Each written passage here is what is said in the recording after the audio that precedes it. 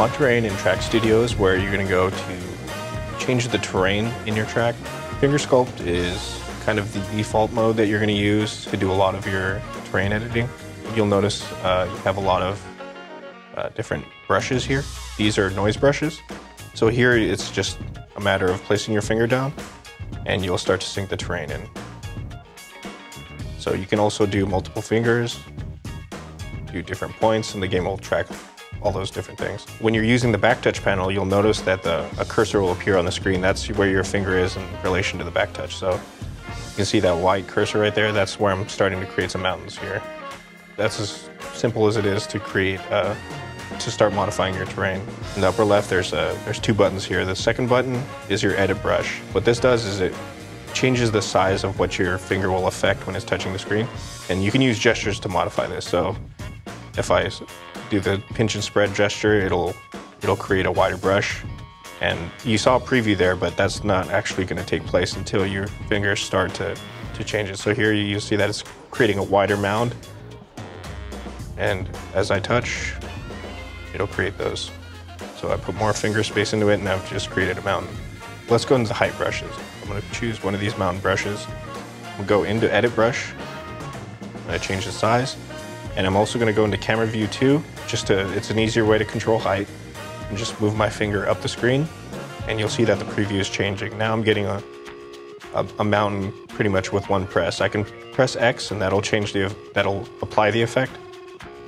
Or I can go back into sculpt terrain and just tap the screen.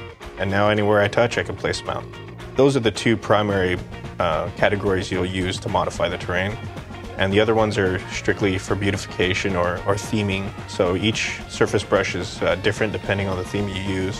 You can hit edit brush. I want it to be a wider brush so I can make more changes. I'm gonna pop that window out, go back in here, and anywhere I touch is now gonna change color. The last category is ground cover. This is how you place grass or flowers or any of the other surface brushes that you need to use. The other mode that we have here is sculpt along track.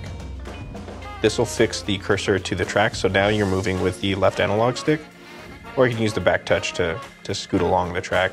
You'll notice there's no mode selector to choose between edit brush and sculpt brush, is because you're permanently in the edit mode. So if I choose a flat brush here, I go into camera view 2 because I want to control the height. I can raise that terrain up. And then when I press X, it'll stamp the terrain into place. So now I can just run down the track, holding down X, and every dip in height or anytime it raises in height, the terrain will follow it. And the last thing in mod terrain is the terrain cleanup. If you're making a lot of terrain changes in places you might not see from a race, you can delete some of those things by just going over to the terrain that you want to modify and just dragging your finger around it and pressing either the erase button or the triangle button. So use mod terrain to make your track stand out, give it some beautification aspects that'll look really good while you're racing, but really just experiment with it and have fun.